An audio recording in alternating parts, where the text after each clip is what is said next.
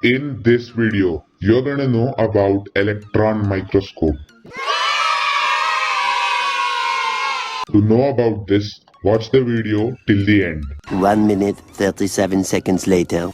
So, a simple optical microscope uses a lens or lenses and light to magnify an object and make it visible to the human eye. An electron microscope uses beams of rapidly moving electrons focused by magnetic lenses instead of rays of light on a specially prepared specimen in a vacuum sealed chamber.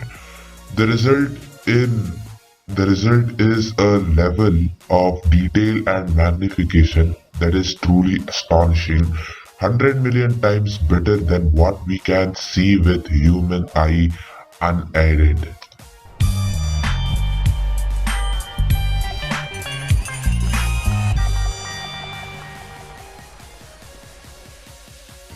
So there are two types of microscopes. One is transmission microscope and scanning microscope. Scanning electron microscopes from pictures of metallically coated specimens as electrons are bounced off them. Transmission electron microscopes pass electrons through specimens and onto reflective plates. Both microscopes create a detailed picture of the specimen on a monitor. Scanning electron microscopes are used when the surface of specimen needs to be examined in detail. A transmission electron microscope is used when detail or internal structures is needed. A few moments later.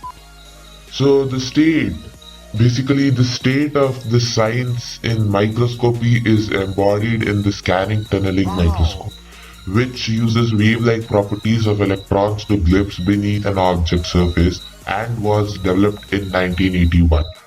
With the electron microscope, researchers have been able to explore bacteria, viruses, molecules, and even atoms in ways that were unknown prior to its invention in 1926.